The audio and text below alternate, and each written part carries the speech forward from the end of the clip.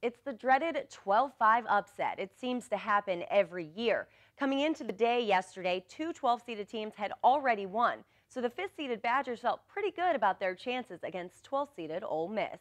Bo Ryan, 12 for 12 in NCAA tournament appearances in his time at Wisconsin. Off the jump ball, Rebels out to Marshall Henderson, not wasting any time, puts up the three, but a miss. He'll go just 1 for 13 from the field in the first half. Just before halftime, freshman Sam Decker with the three.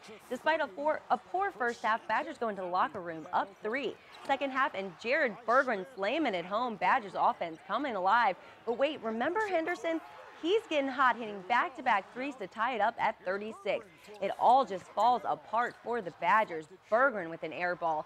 Decker hitting nothing from 3. And Henderson and the Rebels capitalizing on the Badgers' poor shooting, knocking off Wisconsin 57-46.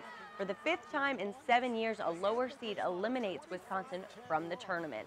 Just an overall disappointing day for the Badgers. A turnover-filled, poor shooting first half turned into an even worse second half.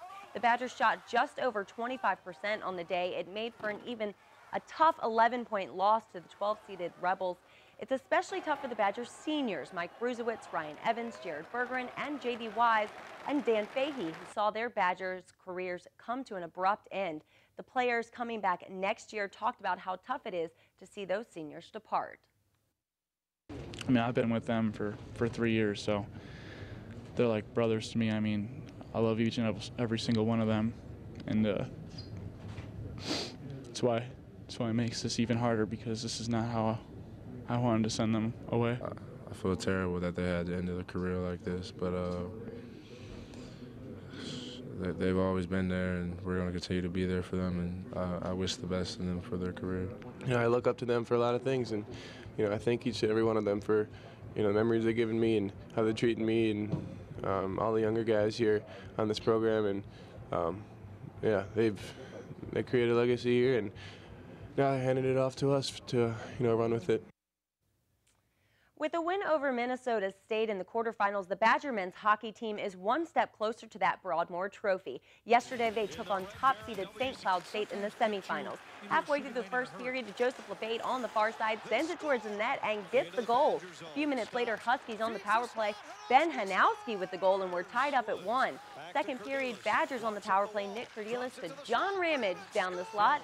Wisconsin would add 2 more, and the Badgers, with a 4-1 win, advance to their first WCHA championship game under head coach Mike Eves.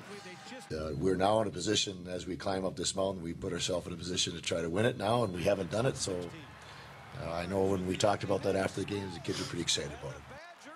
Despite yesterday's win over St. Cloud State, the Badgers are still on the bubble in the pairwise rankings for the NCAA tournament. Winning the WCHA championship today could secure their spot.